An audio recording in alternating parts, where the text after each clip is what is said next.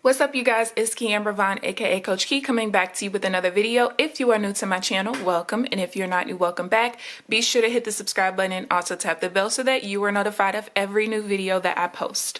So as you guys can tell by the title of this video, I'm going to be showing you guys how to take one receipt, one purchase, and split it into multiple expense categories.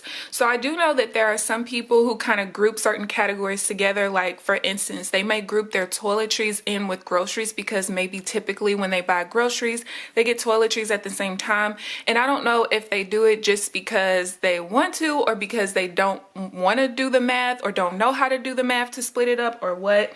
But I've been wanting to make this video for quite some time, and someone reminded me this past week when they commented on one of my videos asking, when keeping track of your spending and the category it fits into in the expense tracker, do you save your receipts and itemize it that way or use a banking app to do it? And I definitely itemize it myself.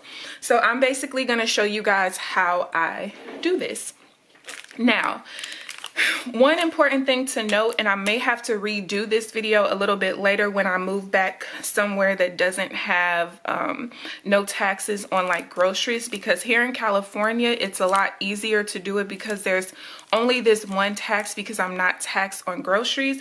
But again, I can always redo it when I get back somewhere where you do have multiple taxes, because I think in St. Louis one of the taxes is like 9.5%, and then I think maybe the food is like 6.5%. So I'm going to show you guys. So on this particular receipt, I have three different categories. I have food or groceries,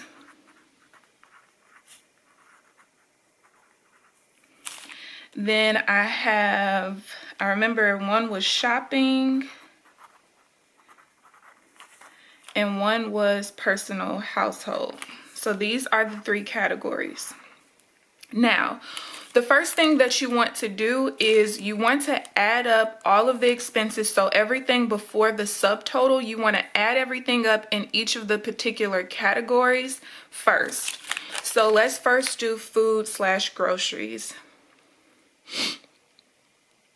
Pull out my calculator. So a lot of places will actually categorize it for you so that you know what goes where. So as you can see right here, the F right here basically all means food. So I know that all of these are in the food/groceries category. Okay, so we have $2.98, then $1.97, 88 cents, 98 cents, $3.98, 10 cents, another $3.98, another 10 cents. The 10 cents is basically the recycle fee. So like when you buy big things of water and stuff like that, they make you pay the recycle fee up front, basically to try to force you to just go ahead and recycle so that you can get your money back. $3.42 and $2.97.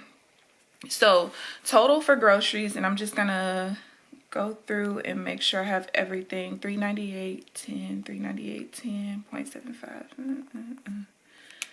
Okay, so total for food/groceries, we have $24.06. And I'm gonna zoom y'all in a little bit, because I know y'all gonna be complaining. Okay, so now let's do shopping. So for shopping, we have these pens right here, $9.97. We also have $8.92, and the notebook. So that's $19.77. Next, we have personal household, and I have two things. I bought a 6-piece bowl set, which was $147, and then I purchased a body wash. So I'm going to do that in blue, and that was $4.44. So now we have to figure out how to split up the taxes. So our tax amount, the total was $2.30. Now again, I'm not taxed on the groceries, so I know that I'm adding $0 to that one. So now let's do this one. So this is how you have to do it. First, we have to add up these two amounts because these are the only two amounts that are being taxed, and we have to see what percentage of these amounts make up the total amount. So I know it probably sounds a little bit crazy. So first we're going to add these two amounts together. So we have 1977, and I promise you guys I do this with everything. What I used to do was I would just like separate what I would do, like if I went in for this, I would basically separate this into 3 separate transactions so that it was a lot easier, but I got tired of my card being charged three times. So 2421 is the total. So now you have to take the percentage of each of these. So you take 1977, we're going to divide by 2421. So that means that this particular category takes up 81.66%.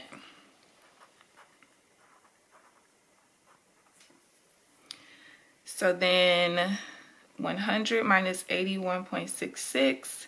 So this one takes up 18.34%. So now this is all that you do. So I don't like to use this actual percentage. I like to actually use whatever came up when I did the dividing. So I'm just going to divide again. It's up to you. I'm going to divide. So we know that this takes up 81.66% of this, right? So what we're going to do is we're going to multiply this 81.66 by the tax of $2.30.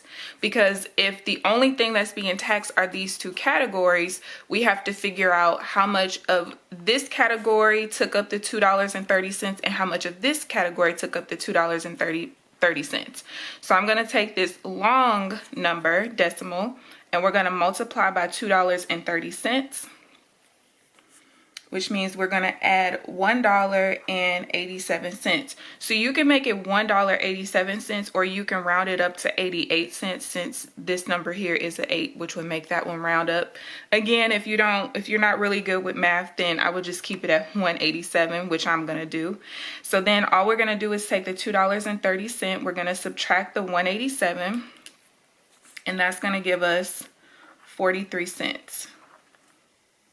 So now let's add 1977 plus $1.87 means that this category is 2164. This category here is 444 plus 43 cents. It's 487. And then remember, our very first one was still 2406. So now when I add up all three of these categories, it should equal out to the $50.57 that I actually spent. So let's see. We have 2406 plus 2164. Ooh.